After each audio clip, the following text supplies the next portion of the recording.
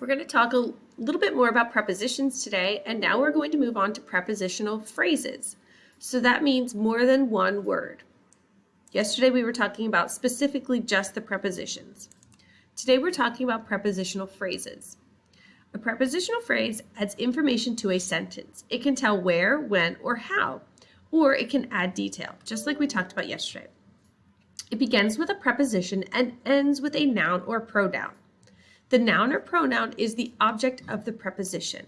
That means it's what's giving more information about the pronoun or the noun. That's where it will end. I know that sounds pretty confusing. Let's look at some examples and it'll make more sense. Holly is the feature editor for our local newspaper. For is our preposition.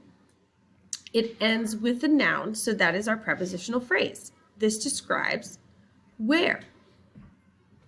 She became editor in 2011. This describes when. She writes her stories on the computer. How does she write them? She writes them on the computer. She often writes stories about dogs and cats. This tells you details about her stories. They're about dogs and cats. If you need to, go back and watch the Bazillions preposition video that lists those prepositions for you. And so when you locate the preposition, then that helps you locate your prepositional phrase. Your activity down below here has you underlining the prepositional phrase using the red line. Yes, you can change the sizes if you need to. Write the object of the preposition on the line. The object is what is receiving the action, or the preposition, excuse me. Then you will circle where, when, how, or the detail that the phrase adds. So here we have an example. Holly interviewed several people about their pets. About is the preposition.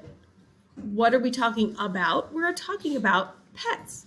So we write the receiving action on the line, or the receiving,